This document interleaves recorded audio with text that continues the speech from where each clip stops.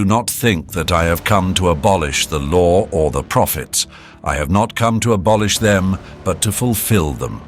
For truly, I tell you, until heaven and earth disappear, not the smallest letter, not the least stroke of a pen, will by any means disappear from the law until everything is accomplished. Therefore, anyone who sets aside one of the least of these commands and teaches others accordingly will be called least in the kingdom of heaven. But whoever practices and teaches these commands will be called great in the kingdom of heaven.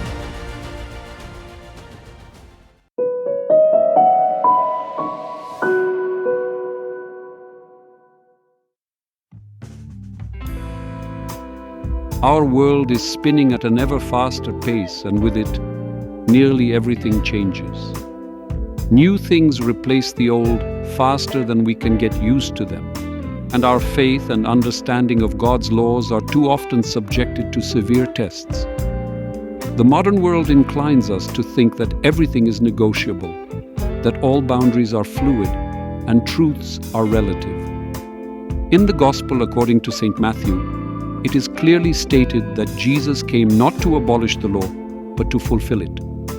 But what does this mean for us living here and now?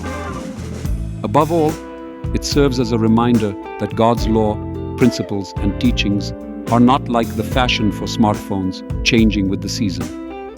Principles are steadfast, immutable, and eternal. In times when we frequently hear about moral relativism, where good and evil depend on perspective or circumstances, Jesus' words remind us of the seriousness of God's principles. Some might think such an approach is outdated. One might even say that it stands in opposition to the contemporary spirit of the time, which promotes correct flexibility. However, the beauty of Jesus' teachings does not originate from psychologists or politicians. It is not about blindly adhering to the letter of the law for its own sake. It is important to understand and internalize the spirit of these principles, which reflect God's holiness. Jesus fulfilled the law and showed us a straightforward path. Now, it is us who are called to follow. This is not about proclaiming principles and morals through a megaphone at a busy city intersection, but about the ordinary appropriation and then application of God's law in our lives. As Paul says in the 13th chapter of the letter to the Romans, "Let no debt remain outstanding, except the continuing debt to love one another, for whoever loves others has fulfilled the law." So how can we imitate Christ in this difficult art of realizing God's law? Let's recall another principle that Jesus emphasized: love your neighbor as yourself. This principle, which complements the entire law, is something that could never cease to be relevant.